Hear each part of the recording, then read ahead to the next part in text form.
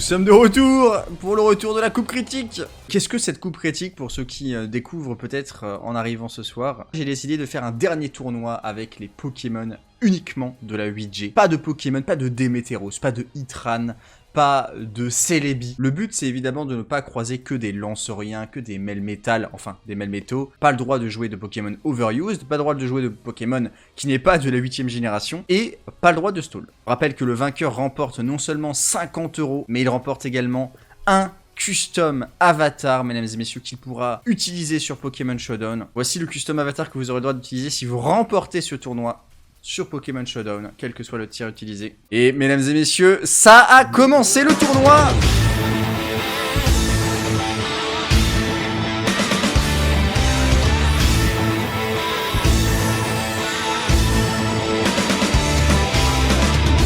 Ça va aller directement sur le Regieleki et ça va mettre les screens, les murs lumière et le feu follet sur le switching de Zarude. Peut-être que la solution c'est d'aller sur un Pokémon, voilà, qui va pouvoir venir sur le miss de Esprit Frappeur, qui pour le coup ne frappe pas. On est vraiment dans un début de match complètement à l'avantage de Stream Moustache. Toujours aucun dégât de fait du côté de Valcorvin. Le double switch sur le Regieleki sur le demi-tour.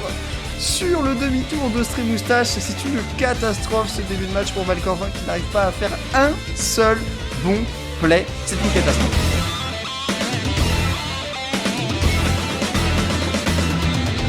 Malheureusement ici ça n'a pas fonctionné et là on se rend compte que voilà, Dark Laria ça faisait des bons dégâts à Colossandre, il fallait pas avoir peur en début de match. Et si Valcorvin remporter ce match. Et il va pas se soigner, du coup, il va pouvoir s'en prendre le moindre dégât. Et là, ça commence à être dangereux pour Stream Moustache. One shot. Et c'est un Scarf Dragla. Mais attention, parce que maintenant le Belle des Neiges va pouvoir faire Quiver Dance. Mais pour ça, il faut avoir Giga Drain. Il a Giga Drain, mais ça tue pas. Et Banshee Croc ne tue pas non plus. Et donc, Valcorvin va gagner ce match. Je n'en reviens pas, je n'en reviens pas.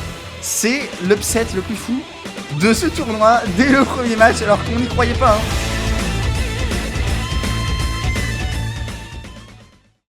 Le round 2 qui a évidemment commencé, on est déjà bien avancé dans le tournoi. Tranche de bacon contre Loupicha 8. C'est probablement mes deux favoris de la compétition. Avant le début de la compétition, j'ai tout de suite dit, pour moi il y a deux joueurs qui sont au-dessus du lot. C'est bien sûr Tranche de bacon et Loupicha 8. Et le Regieleki qui va devoir probablement switch parce que, attendez, mais je crois que Psycho va one-shot le Regieleki. Regieleki pour l'instant qui en est à 0% de win rate. Je ne suis pas sûr que tu tues avec sabotage.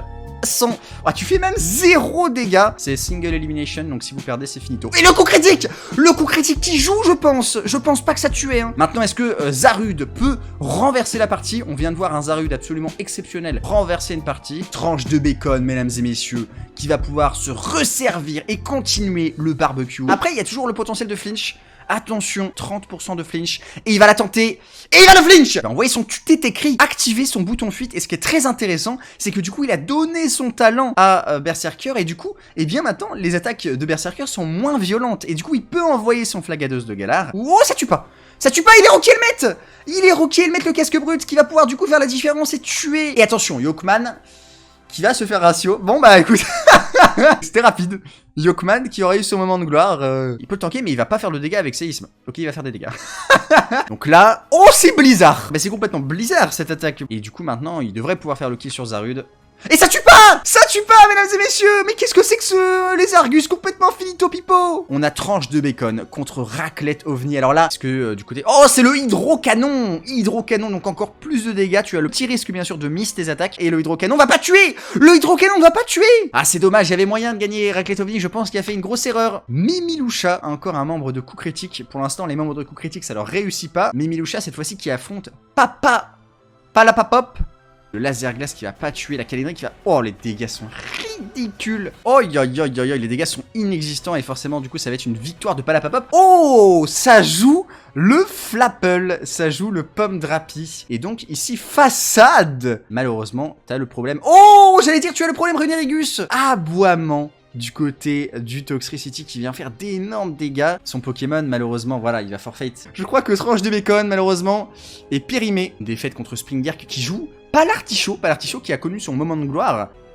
Et le miss de fracasse-tête. Oh, le miss de fracasse-tête qui est terrible parce que je pense que ça tuait largement le Goliath. Le mur de fer et la vive griffe. Le mur de fer et la vive griffe. Attention, le set de Flagados. Il a pas trop de quoi gérer. Il a Darklaria qui va pouvoir faire un coup critique, mesdames et messieurs. On rappelle que Darklaria passe outre les boosts. Oh là, le tir vif. Mais ça va taper le bomber, ça va pas tenter de se soigner.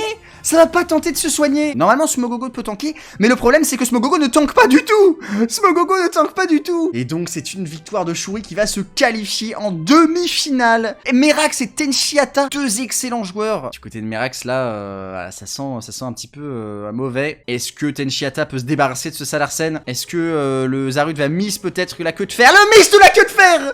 Le miss de la queue de fer qui va permettre à Merax de gagner ce match. Testing limits qui va pouvoir tester ses limites encore un peu plus. Ah, il nous reste encore quelques matchs et on va pouvoir avoir les 4 demi-finalistes. Les Argus, c'est très certainement... Oh mais what? Depuis le début, le Zarud était bouche-choix. Pour Benji, ça semble très compliqué maintenant. Et là, Merax qui n'a plus qu'à cliquer tout simplement pour gagner cette partie. Testing limits qui est très mal parti dans ce match, hein. Très mal parti. Allez, le dernier quart de finale, Merax contre Fayex 78. Ça joue toujours la même team du côté de Merax. Et du côté de Fayex, on a un Regidrago. Je pense que le match, il est plus ou moins terminé là. Ça devrait être une victoire de Springer, qui que là, le Palartichaud va juste faire escarmouche et terminer la brande. Bravo à Springer qui se qualifie pour les demi-finales et qui rejoint Amper du 57 et Shuri. Le dernier demi-finaliste, c'est le vainqueur de ce match, Merax contre Regidrago, enfin contre Fayex. Et Merax qui a juste à clean la game avec son Zarud, à moins que ce soit un mouchoir soit les Argus qui clean avec demi-tour. Mais non, ça ne sera pas le cas. Et c'est donc une victoire de Merax qui se qualifie en demi-finale. Nous avons maintenant les 4 demi-finales. Merax, Amper du 57, Shuri, Springerk. Si vous pouvez fermer votre gueule dans le chat, ça serait bien. Allez, en tout cas, première demi-finale entre Springerk et Amper du 57. Il y a du Morpeko, il y a du Belle des Neiges, il y a du Alcremie. Une team complètement originale par rapport à ce qu'on a vu dans le reste de la compétition. Allez, Morpeko qui va arriver sur le terrain. Waouh, c'est quoi ce switch? Le Morpeko Hard Switch sur le Articodin de Galar. Est-ce que finalement ce serait pas un setup sweeper de Alcremie? Et ce serait la raison pour laquelle il est si loin dans le tournoi, c'est que personne ne s'est préparé à se poker. Ouais, mais je dirais de la team de Springerk, c'est qu'il n'a pas trop de Pokémon qui se soignent vraiment. En tout cas, le Morpeko, mesdames et messieurs, on en attendait absolument rien. Et on a quand même été déçus dans ce match. S'il arrive à anticiper un switch... Ouais, non, c'est trop... Ce Pokémon catastrophique, hein. Le Limonde est à 50% de points de vie et on est déjà dans un setup où j'ai l'impression si Belle des Neiges tape une Quiver Dance, il peut vraiment retourner la partie. Le Salarsen va être envoyé sur le lance-flamme et le coup critique de la part de Âme Perdue. Springak, attention parce que toute cette team est en train de se faire chip petit à petit. Et surtout, il peut pas 2 HKO ce Limonde de Galar. Là, c'était risqué du côté de Springberg. Il va pouvoir faire le kill avec Feu ensorcelé. Un match pour l'instant qui prend une tournure un peu étrange. On ne sait pas trop qui prend l'avantage dans cette partie puisque les Pokémon de Springberg qui commencent à être de plus en plus cheap. Là, du côté de Springberg, si ça réussit Vent Violent, je vois pas trop quel va être le game plan de Âme Perdue. On ressent la réflexion et le mise de Vent Violent sur le sabotage. Oh, c'était un mouchoir choix Articodin en plus. C'était un mouchoir choix Articodin. Est-ce que Âme Perdue 57 va être le finaliste de la coupe critique? Le demi-tour qui va faire le kill. Pas de burn. Âme Perdue qui a mis stop le timer 3 points d'exclamation. Springberg qui n'a pas la moindre solution, hein. Et ça va se terminer sur une victoire presque large en fait de Âme Perdue. Toujours espérer faire un petit change éclair. Ouais, ok. Attendez. En tout cas, ça va envoyer Charmille. Le Rapace qui va faire le 2 HKO bien sûr. Mais le problème c'est que Charmille c'est un Pokémon qu'on a tendance à un peu sous-estimer. Commence à espérer peut-être un retournement de situation. Et là le Limonde, est-ce qu'il peut gérer le Smogogo de Galar sur le Switch? Le Lame de Rock qui va concrétiser, qui va tuer. Et du coup maintenant c'est gagné pour Springerk. À moins que bien sûr. Et non, pas de freeze. Pas de freeze ni de miss. Et du coup Springerk qui va se retrouver en finale. Et c'est mérité. Et c'est parti pour la deuxième demi-finale. Merax qui va jouer la même team. Le Pachiraja qui va être lead contre le Belle des Neiges à un début de match catastrophique forcément pour Merax. Il va devoir switch. Le vol switch qui a fait quand même de bons dégâts. Et derrière le tacle lourd sur le switching de Smogogo. Oh, ce début de match il est très dur à tanker pour Merax qui s'est pris les pièges du rock. Son Smogogo de Galar est pratiquement déjà mort alors qu'il y a un Zarud du côté de Shuri. Attention là parce que Merax il est déjà dans un spot où son Belle des Neiges a un énorme potentiel. Allez, le Zarud qui va arriver bien sûr, le tacle lourd qui va faire d'énormes dégâts. C'est un peu risqué, Ah là là, moi j'aurais sacrifié ce Pachiraja, hein. J'aurais sacrifié ce Pachiraja, le close combat qui vient tuer le Zarud. Comme si ça suffisait pas.